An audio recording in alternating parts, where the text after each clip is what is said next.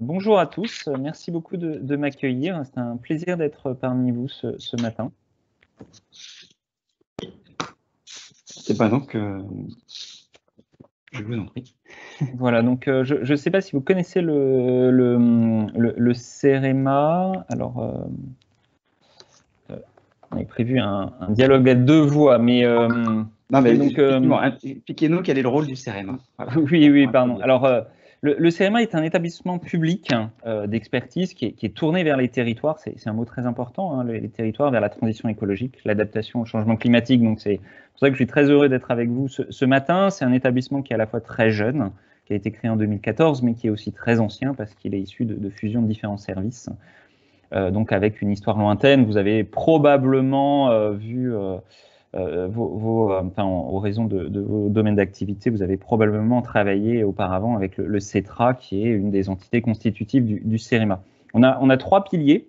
On travaille vers les services de l'État de façon historique, vers les collectivités territoriales de plus en plus, et c'est un axe stratégique extrêmement fort pour le CEREMA, mais aussi vers les entreprises. Donc c'est un troisième pilier qui est fort et qui se matérialise concrètement par l'Institut Carnot Climadapt du CEREMA, qui est le seul Institut Carnot tourné vers l'adaptation au changement climatique.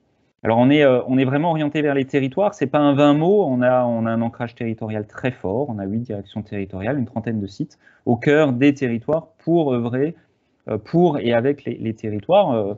On a 6 domaines d'activité qui apparaissent ici, donc je peux les lister rapidement: l'environnement, les risques, la mobilité, les infrastructures de transport, mairie littorale, les bâtiments, et puis une capacité un peu singulière de mixer, d'hybrider ces différentes compétences à travers une capacité d'expertise et d'ingénierie territoriale complexe, avec des modalités variées. Je ne vais pas forcément m'étendre, hein, on n'a pas le temps, mais ça peut être de l'expertise, du conseil, de l'assistance à maîtrise d'ouvrage, de la R&D, de la production de doctrines ou de guides techniques.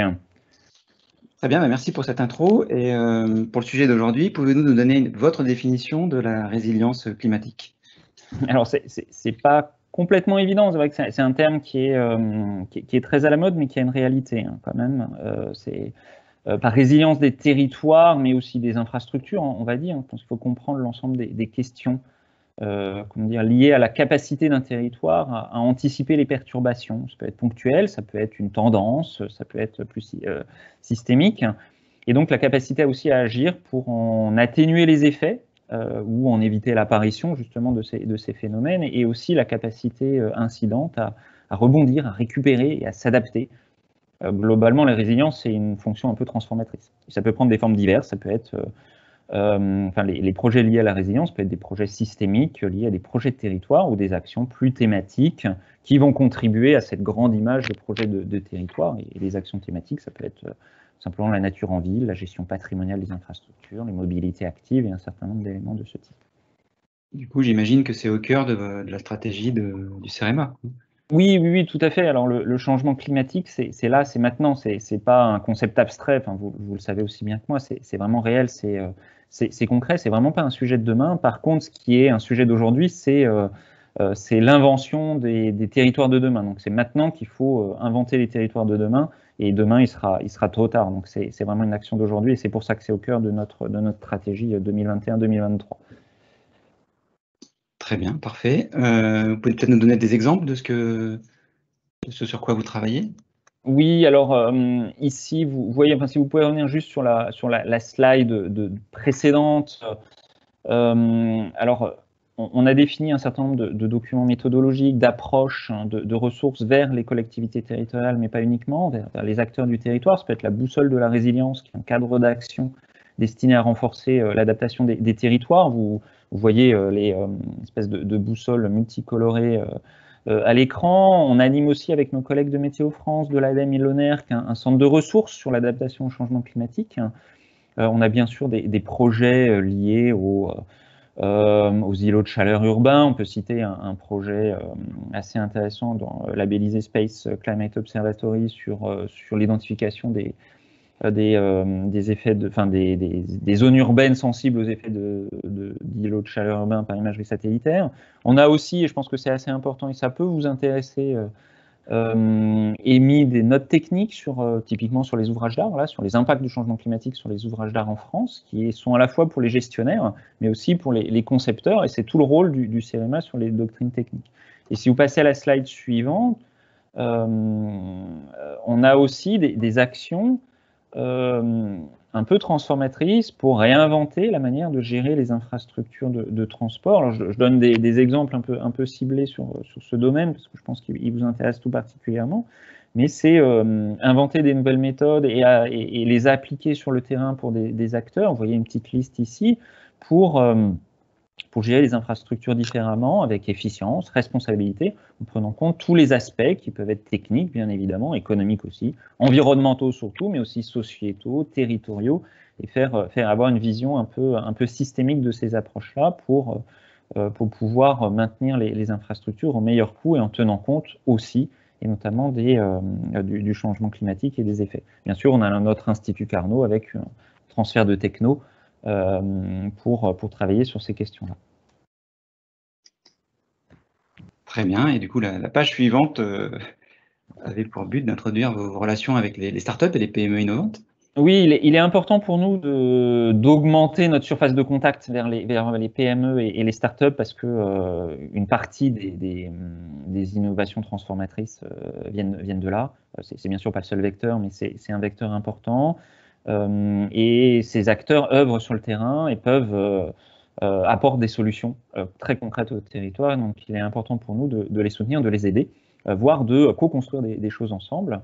Et c'est tout l'idée du dispositif CEREMA Lab du CEREMA, qui est un dispositif dédié aux PME innovantes et aux startups dans nos domaines d'activité, voilà, pour accélérer leurs projets, augmenter leur impact sur le territoire. C'est vraiment très important, avec des formes diverses de coopération, ça peut être de l'accompagnement, du mécénat de compétences, de la prestation, du conseil. C'est à la carte pour s'inscrire vraiment dans la temporalité et les besoins des entreprises. Ça s'inscrit bien évidemment avec notre Carnot Climadapt.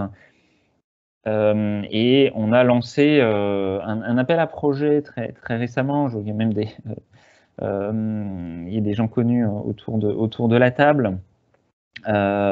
L'idée pour nous, c'est de révéler des entreprises innovantes en dehors de notre réseau habituel et de nous laisser surprendre avec un gain qui est une forme de mécénat de compétences et de visibilité, d'accès à nos ressources. Je remercie aussi Impulse Partner qui nous accompagne avec beaucoup d'efficacité dans ce dispositif.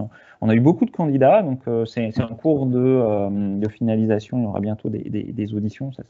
Voilà. En tout cas, ce qui est important pour nous, c'est que on a pu remarquer beaucoup de candidats, une grande qualité des projets, et c'est un vrai espoir. C'est un vrai espoir parce que on se dit on a des offreurs de solutions au sein du pays pour inventer le monde de demain. Et donc, je pense qu'en s'y mettant tous ensemble avec les établissements publics, les startups, les ingénieristes, les grandes entreprises, les ETI, les acteurs de la recherche, je pense qu'on va inventer tous ensemble le monde de demain, et clairement, ça sera dans l'optique de la résilience des territoires. Il est important de faire écosystème pour répondre à ces enjeux, et c'est aussi un peu le sens, en tout cas, CEREMA Lab, c'est une des pierres du CEREMA dans cette grande image de la résilience des territoires. Très bien, merci beaucoup Luc pour cette présentation. On peut prendre quelques questions si on a des questions en live ou via le chat, donc n'hésitez pas. Et puis en attendant que les premières questions arrivent, moi je suis assez curieux de savoir si... Un écho, pardon. Allons-y, s'il y a des questions.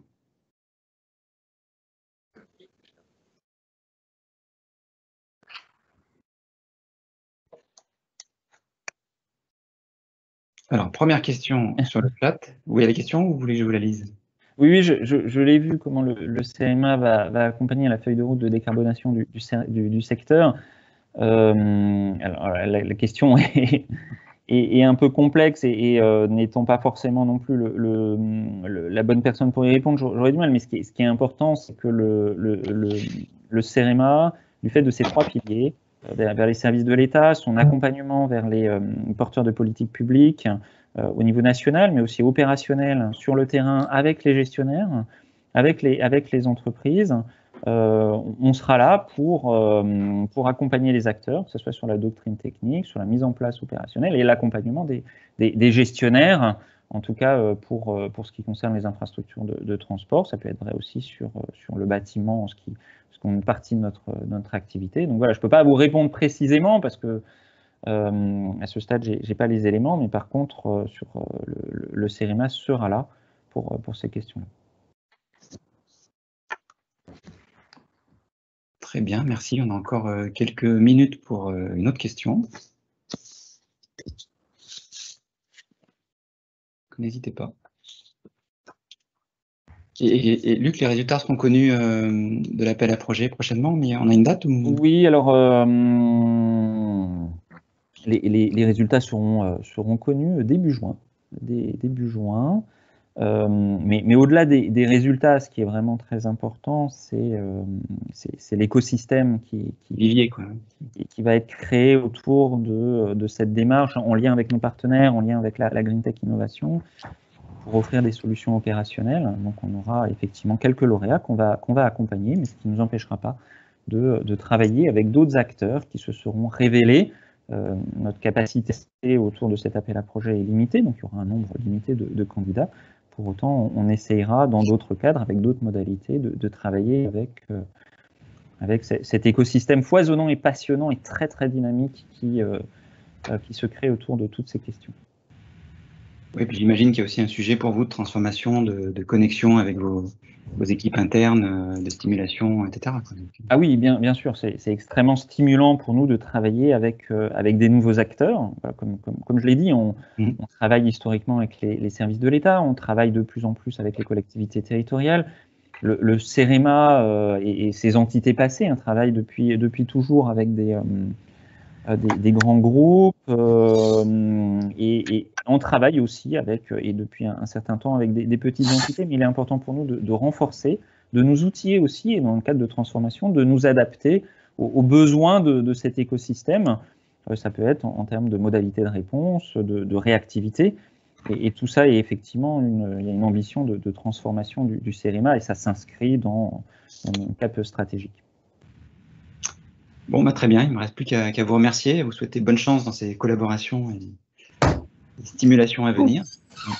Et donc je rappelle aux différents participants qu'on va diffuser votre présentation et qu'ils pourront vous contacter pour d'autres questions plus approfondies. Avec grand plaisir. Merci à vous.